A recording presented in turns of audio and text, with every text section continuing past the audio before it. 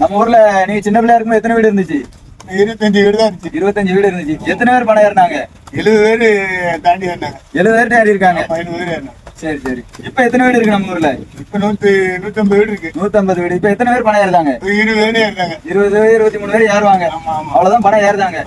அப்ப என்ன காரணமா இப்படி பணத்தை குறைஞ்சு போச்சு? ஆட்கள் வந்து என்னன்னு தெரியல. அன்னைக்கு 30 வீடு இருக்கும்போது 70 பேர் ஏறி இருக்காங்க. இன்னைக்கு 150 வீடு இருக்கு. அப்போ 20 23 பேர் தான் ஏறுதாங்கன்னா அதுக்கு என்ன காரணம் நினைக்கிறீங்க? பணத்துக்கு வந்து மதிக்கலாம். என்ன மதிப்புல நினைக்கிறீங்க? பணத்தை யார் மதிக்கா? என்ன மதிக்கலாம்? பொண்ணு வேணுங்க. சின்ன இளைஞர்கள் வந்து பணம் ஏறினா பொண்ணு கொடுக்க மாட்டாங்க. அப்படி ஒரு காலகட்டம் பொண்ணு கொடுக்க மாட்டேன்னு சொல்றாங்களா? ஆமா, கொடுக்க மாட்டாங்க. சரி சரி. அதாவது மாமா, இன்னைக்கு ஐடி கம்பெனி 1000 இருக்கலாம், என்னென்னவோ கம்பெனிகள் நிறைய இருக்கலாம். ஆனா அழியாத தொழில் எது? பனையேத்து, பயிர் தொழில், ஆடு மாடு மேய்க்கும் தொழில். இது வந்து என்னைக்கு அழியாத தொழில்.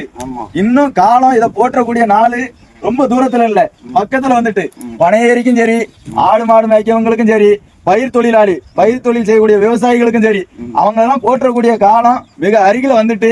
நீங்க இன்னைக்கு பொண்ணு கொடுக்க மாட்டேன், பனையேறினா பொண்ணு கிடையாது, விவசாயம் பார்த்தா பொண்ணு கிடையாது, ஆடு மேய்ச்சா பொண்ணு கிடையாதுன்னு சொல்லுதான்ல, அவனுக்கு லைன்ல நின்று பொண்ணு கொடுக்க போறான், வரிசையில நின்று பொண்ணு கொடுக்க போறான். தைரியமா இருங்க இளைஞர்களை, நீங்க ஊக்குவிக்கணும். எப்ப பனையேறாது அவனுக்கு பொண்ணு கொடுக்க மாட்டேன்னு சொல்லாதீங்க. பனையேறிக்கு பொண்ணு கொடுக்கக்கூடிய காலம் கிட்டத்துல வந்துட்டு பயப்பட வேண்டாம். தைரியமா இருங்க, இளைஞர்களை ஊக்குவிக்கணும்.